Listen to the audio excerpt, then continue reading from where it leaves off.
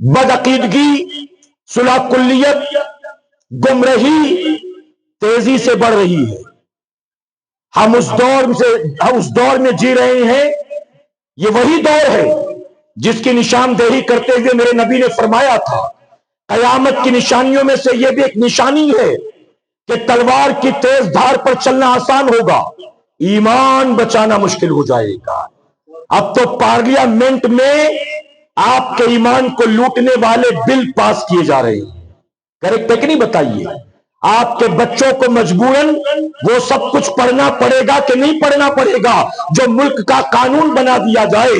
میرے پیارے آقا کے پیروانوں، آپ بتائیے 850 سال تک حکومت کی اور اس کے بعد انگریزوں کی حکومت 100-125 سال تک رہی، اس کے بعد ملک کو آزاد ہو کر تقریباً 80 سال ہو گئے۔ یہ پورا کیلکولیشن کر لیں، 1000 سال ہو چکے ہیں۔ آپ بتائیں ہمارے خود کے کتنے اسکول ہیں، ہمارے خود کے کتنے کالجز ہیں، ہماری خود کی کتنی یونیورسٹیز ہیں، بلکہ ہمارے محلوں میں بچوں کو پڑھانے کے لیے مکتب بھی دکھائی نہیں دیتا۔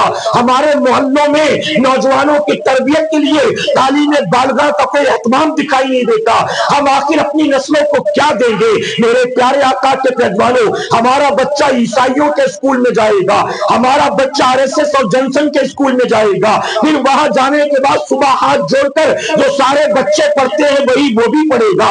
آپ بتائیے اس کے ایمان و عقیدے کی حفاظت کون کرے گا؟ اور جو بچپن سے رٹتا چلائے گا اس کی گھٹی میں رچ بس جائے گا، پھر نتیجہ کیا ہوگا؟ میرے پیارے آقا علیہ الصلوۃ والتسلیم کے پیروانوں، اپنے دین کے قریب آ جاؤ، صرف رسم و رواج والے سنی مت بنو، علم اور عمل والے سنی بننے کی کوشش کرو، اپنے دین کے قریب آ جاؤ۔ اور دین کے قریب کیسے آنا ہے جانتے ہو؟ اپنے آپ کو حضور کی سنتوں کا عامل بنا لو، اپنے آپ کو نمازی بنا لو، یہ علماء کی صحبت میں اٹھا بیٹھا کرو، حفاظ کرام سے دوستی کر لو، ٹک ٹاکر سے دوستی مت کرو، یوٹیوبر سے دوستی مت کرو، انسٹاگرامر سے دوستی مت کرو۔ اگر دوستی کرنا ہے تو کسی حافظ قرآن سے دوستی کرو، کسی عالم دین سے دوستی کرو، اپنا وقت مسجد کے امام کے ساتھ گزارا کرو، اپنے دین کی باتوں کو سیکھا کرو۔ اب آخر میں 2 باتیں عرض کروں گا اور بات مکمل، اجازت ہے آپ کی؟ آپ کے محلے میں جو امام صاحب ہے، اگر آپ امام صاحب سے کہیں کہ حضرت عشاء کی نماز کے بعد ذرا مجھے 5 منٹ کا ٹائم دیجیے گا، توجہ ہے نا آپ کی؟ عشاء کی نماز کے بعد امام صاحب نے کہا بتاؤ کیا بات ہے؟ آپ کہیں کہ حضرت میں آپ کو 2 رکعت نماز پڑھ کے دکھاتا ہوں، آپ ذرا دیکھیں کہ میں صحیح سے پڑھتا ہوں کہ نہیں پڑھتا ہوں۔ اگر ٹھیک سے پڑھ رہا ہوں تو الحمدللہ، اگر غلطی پر ہوں تو میری اصلاح کر دیں تاکہ میری نماز صحیح ہو جائے۔ کیا بتائیے امام صاحب ناراض ہوں گے؟ جی، آپ کے اندر شوق تو ہونا، آپ کے اندر جذبہ تو ہونا، آپ آؤ تو صحیح، آپ کو بھگائیں گے نہیں، آپ کو سکھائیں گے انشاءاللہ۔ اگر امام صاحب سے کہیں کہ حضرت 5 منٹ کا وقت چاہیے، وضو خانے پر آپ چلیں، میں آپ کو وضو کر کے بتاتا ہوں، ذرا دیکھ لیں کہ میں صحیح سے کرتا ہوں کہ نہیں کرتا ہوں، اگر غلطی پر ہوں تو میری اصلاح کر دیں۔ کیا امام صاحب آپ کو دھتکاریں گے، ڈانٹیں گے، ذلیل کریں گے؟ نہیں۔ دین کیسے سیکھو گے؟ میں ممبئی میں رہتا ہوں نا، وہاں ماہم ہے، ماہم میں ایک بزرگ آرام کر رہے ہیں جن کا نام ہے مخدوم فقی علی ماہمی رحمت اللہ علیہ۔ مخدوم ماہمی فرماتے ہیں، ان کی سیرت اٹھا کر دیکھو، مخدوم ماہمی کہتے ہیں مجھے ماہم کی وہ مسجد آج بھی یاد ہے، میں 7 سال کا بچہ تھا اور میرے والد میری انگلی پکڑ کر ماہم کی مسجد میں مجھے تہجد کی نماز پڑھانے کے لیے لے جایا کرتے تھے۔ جب باپ 7 سال کے بیٹے کو تہجد کی نماز پڑھانے لے جاتا ہے تبھی جا کر وہ بیٹا خطبے کوکن بنتا ہے، اپنے دور کا فقیہ بنتا ہے۔ 7 سال کی عمر تھی، ابا پڑھاتے رہے، بہت بڑے عالم تھے، انتقال ہو گیا۔ آس پڑوس میں سب نان مسلم تھے، کوئی مسلمان نہیں تھا۔ اب مخدوم ماہمی کو فکر ہوئی، باپ کی جدائی کا غم تو تھا لیکن یہ بھی غم تھا کہ اب میری تعلیم کا کیا ہوگا۔ اپنی امی سے کہتے امی اگر اجازت دیں تو میں سمرقند چلا جاؤں، جو علم کا مرکز ہے، بخارا یا بغداد چلا جاؤں۔ تو ماں نے کہا بیٹا تمہاری عمر اتنی کم اور میں بوڑھی ہو چکی ہوں، اس عمر میں تمہیں اکیلے وہاں بھیجنا میں مناسب نہیں سمجھتی۔ تو آپ نے کہا امی میری تعلیم کا کیا ہوگا؟ اب ماہم میں مجھے پڑھانے والا تو کوئی دکھائی نہیں دیتا، اب میری تعلیم تو ادھوری رہ جائے گی، میں کیا کروں گا؟ تو ماں نے کہا بیٹا تجھے اپنے سے جدا کرنا گوارا نہیں اور تجھے جاہل رکھنا بھی گوارا نہیں۔ بیٹے پریشان نہ ہو، رب کے خزانے میں کوئی کمی نہیں، تیری ماں دعا کرے گی، اللہ تیرے لیے انتظام کرے گا۔ عشاء کی نماز کے بعد ماں نے مصلی پر بیٹھ کر دعا کی، اے اللہ میرا بیٹا قرآن سیکھنا چاہتا ہے، میرا بیٹا تیری دین کو سیکھنا چاہتا ہے، میرا بیٹا تیرے حبیب کی شریعت کو سیکھنا چاہتا ہے، میرا بیٹا جائز ناجائز کے فرق کو سیکھنا چاہتا ہے، لیکن پڑھانے والا کوئی نہیں ہے، اے مولا میرے بیٹے کے لیے کسی استاد کا انتظام کر دے۔ عشاء کی نماز کے بعد ماں نے دعا کی اور فجر کے بعد ماہین کی سرزمین پر مخدوم ماہینی کو پڑھانے کے لیے خضر علیہ السلام تشریف لے آتے ہیں۔ اور پھر خضر علیہ السلام نے ایسا پڑھایا نا کہ مخدوم ماہینی صرف حافظ قرآن نہیں بنے، قاری قرآن نہیں بنے، آپ اپنے ہاتھ سے قرآن لکھنے والے بن گئے۔ آپ کے ہاتھ کا لکھا قرآن آج بھی ماہین میں آپ کی مزار پر موجود ہے۔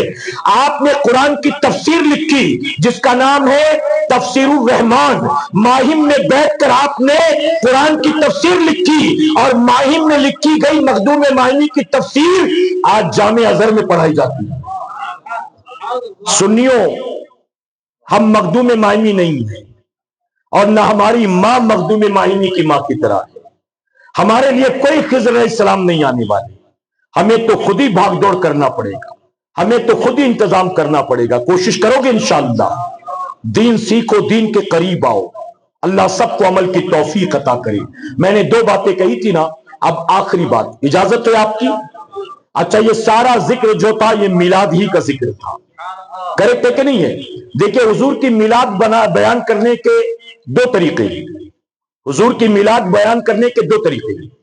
ایک طریقہ ہے حضور آئے کیسے، حضور آئے کیسے، اس پر بیان ہوتا ہے۔ پیر کا دن تھا، 12 ربیع الاول کی تاریخ تھی، صبح صادق کا وقت تھا، ایسے بیان ہوتا ہے نا۔ آمنہ خاتون اپنے کمرے میں تھی، گھر کی چھت شک ہو گئی، آپ نے دیکھا چاروں طرف روشنی روشنی تھی، ایسے ہی ہوتا ہے نا۔ تو 2 پہلو ہیں، 2 طریقے ہیں میلاد بیان کرنے کے۔ عام طور پر یہ جو پہلا طریقہ ہے نا یہی بیان ہوتا ہے، اور ہم نے اسی کو سمجھا کہ یہی میلاد ہے۔ آقا آئے کیسے، ایک تو یہ ہے میلاد بیان کرنے کا طریقہ، اور دوسرا میلاد بیان کرنے کا طریقہ یہ ہے، ایک ہے آئے کیسے تھے اور دوسرا آئے کیوں تھے۔ تو میں نے آج دوسرے پہلو پر تقریر کی، آئے کیوں تھے۔ آپ زمین کے ذرات کو اٹھا کر آسمان کا ستارہ بنانے آئے، آپ نے جس کو مصلی پر کھڑا کر دیا وہ صدیق اکبر بن گئی، آپ نے جس کو سینے سے لگا لیا، وہ جو تلوار لے کر آیا تھا قتل کرنے کے لیے، آپ نے بلا کر سینے سے لگایا، فاروق اعظم بن گئے، آپ نے جس کے نکاح میں 2 بیٹیاں دے دی وہ ذوالنورین بن گئی، آپ نے جسے ہجرت کی رات اپنے بستر پر سلا دیا وہ مولا مشکل کشا بن گئے۔ تو آقا آئے کیوں تھے یہ میں نے بیان کیا۔ اب آخری روایت، اجازت آپ کی، جاتے جاتے یہ بھی سنتی جائیں۔ میرے پیارے آقا کے پیروانوں، 12 ربیع الاول کی تاریخ، شہر بغداد، مجھے کئی عنوانات دیے گئے تھے، میں نے اس پر نہیں بولا، وقت نہیں تھا، وقت ہوتا تو بولتا۔ آج معذرت، پھر کبھی ملاقات ہوئی، زندگی رہی تو ان سب پر بولوں گا انشاءاللہ، ٹھیک ہے۔ میرے پیارے آقا کے پیروانوں، آخری روایت، اسے سن لیں اور دل کے نیا خانے میں جگہ دیں۔ 12 ربیع الاول کی تاریخ ہے، شہر بغداد ہے، حضور غوث اعظم کا زمانہ ہے۔ بغداد کا ایک امیر کبیر آدمی اپنے محل میں حضور کے میلاد کی محفل سجا رہا ہے۔ اس نے تمام بغداد کے امیروں کو، وزیروں کو، مالداروں کو، تاجروں کو، بادشاہ زادوں کو، بڑے بڑے سرمایہ داروں کو دعوت دی، اپنے محل میں میلاد کی محفل میں سب کو بلایا، میلاد کا انتظام بھی کیا، کھانے پینے کا اہتمام بھی کیا۔ اسی شہر بغداد میں ایک بوڑھی بیوہ عورت رہتی تھی جس کی ایک چھوٹی سی بچی تھی۔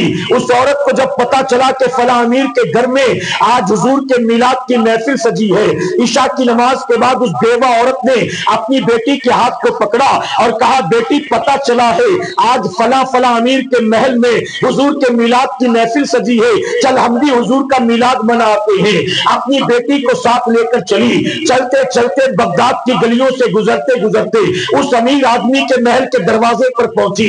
अंदर की तरफ जब बढ़ी, दरबान ने रोका, कहा माई कहां जाती है? कहती है मैं महल के अंदर जाना चाहती हूँ। दरबान ने कहा अंदर क्यों जाना चाहती है? जवाब दिया मैंने सुना है आज लोग यहाँ जमा होकर हुजूर की मिलाद मनाने वाले हैं, मैं भी हुजूर की मिलाद मनाने के लिए आई हूँ। इस पर सिक्योरिटी गार्ड कहता है क्या तुमको इनवाइट किया गया है? क्या तुमको दावत देकर बुलाया गया है?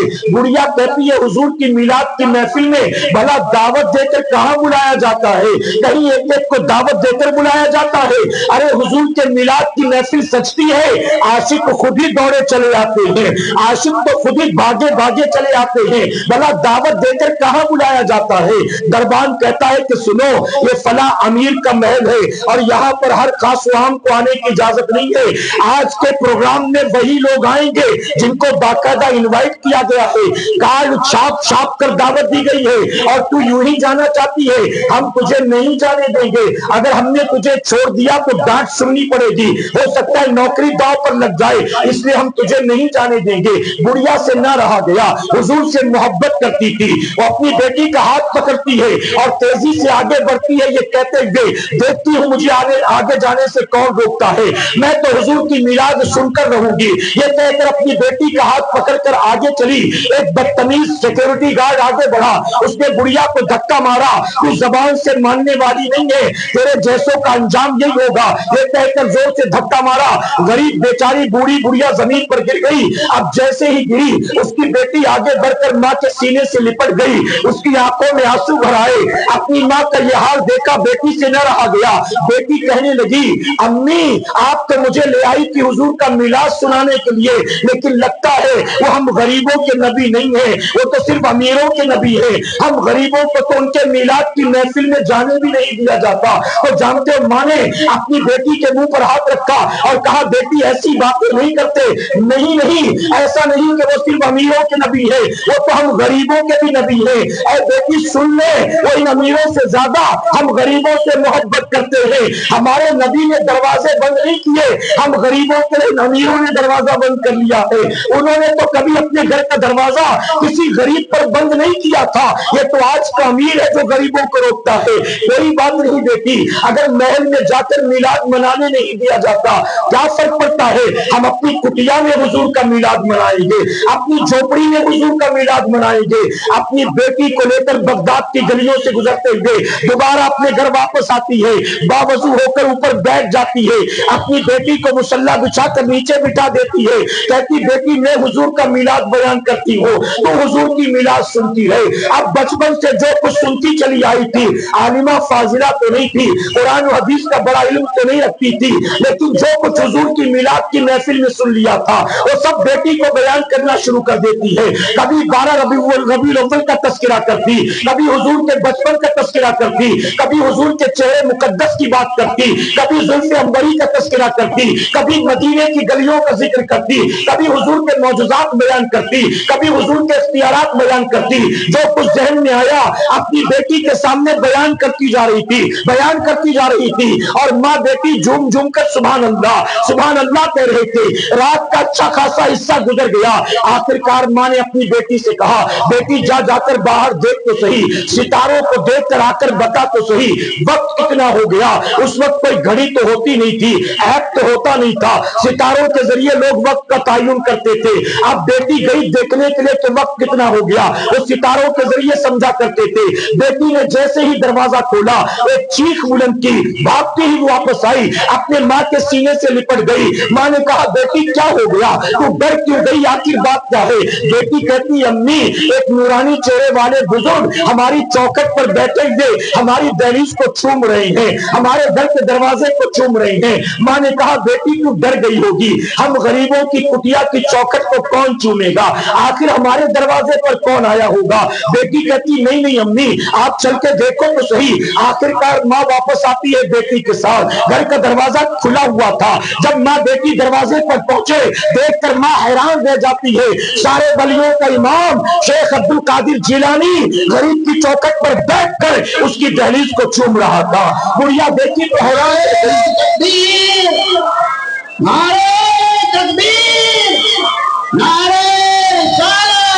بڑھیا دیکھی تو حیران رہ گئی. بڑھیا کہتی حضور آپ یہاں بیٹھے ہیں, مجھ غریب پر یہ کرم, آپ میری دہلیز پر بیٹھے میری چوکٹ کو چوم رہے ہیں, بھلا ایسا کیوں؟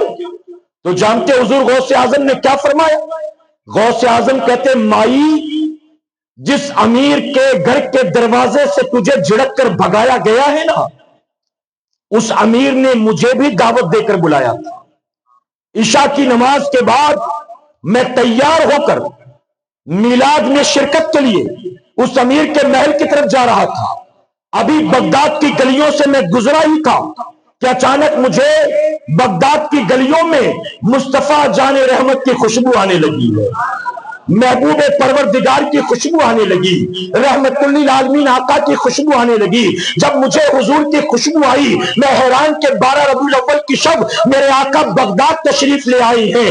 اب میں اس سمت چل پڑا جس سمت حضور کی خوشبو جا رہی تھی, ذرا دیکھوں تو صحیح حضور کہاں گئے ہیں. اے مائی میں حضور کی خوشبو کے پیچھے پیچھے چل پڑا, اور چلتے چلتے جب میں آ کر رکا تو جانتی ہے میں کہاں رکا؟ میں رکا تیری چوکھٹ پر آ کر. حضور کی خوشبو مجھے یہاں تک لے آئی, حضور کی خوشبو مجھے یہاں تک لے آئی. اور اے بڑھیا سن لے, میں تیرے گھر کی چوکھٹ کو نہیں چوم رہا تھا, میں تو اپنے آقا کے قدموں کے نشان چوم رہا تھا. جہاں جہاں قدم پڑے تھے ان کے نقش پاک کو چوم رہا تھا. اے سرکار مدینہ کے پیغمبروں, اس لیے کہتا ہوں اپنی قسمت پر ناز کرو. اللہ تبارک و تعالیٰ نے اگرچہ ہم فکروں کے دور میں پیدا ہوئے لیکن میلاد کے منکروں کے گھر پیدا نہیں کیا, اللہ نے میلاد منانے والوں کے گھر پیدا فرمایا. آپ نے نقیب صاحب سے سنا صدیق اکبر نے بھی میلاد منایا, امام الانبیاء نے بھی میلاد منایا. بڑی مشہور روایت, میرے آقا ہر پیر کو روزہ رکھتے تھے. صحابہ نے پوچھا جناب ابو قتادہ نے ہر پیر کو روزہ کیوں رکھتے ہیں؟ آقا فرماتے یہ وہ دن ہے جس دن میں پیدا ہوا, اور یہ وہی دن ہے جس دن اللہ نے مجھ پر قرآن نازل فرمایا. آپ بتائیے, گویا حضور نے ہم سال میں ایک بار منائے تو لوگوں کو برداشت نہیں, میرے نبی تو ہر پیر کو روزہ رکھ کر منایا کرتے تھے, ہر پیر کو. اللہ اپنے حبیب پاک کے صدقے ہمیں آپ کو سب کو کہنے سننے سے زیادہ عمل کرنے کی توفیق عطا فرمائے. درمیان گفتگو مجھ سے جانے انجانے میں کوئی غلطی خامی رہ گئی, آپ سب کو اور بالخصوص علماء کو گواہ بنا کر سچے دل سے توبہ کرتا ہوں. رب میری توبہ قبول فرمائے اور ہماری آج کی اس محفل کو میرا کریم قیامت میں ہم سب کے لیے, ہمارے والدین کے لیے بخشش اور نجات کا سبب بنائے. وما علینا الا البلاغ. 2 اعلان اور اس کے بعد پھر صلاۃ والسلام.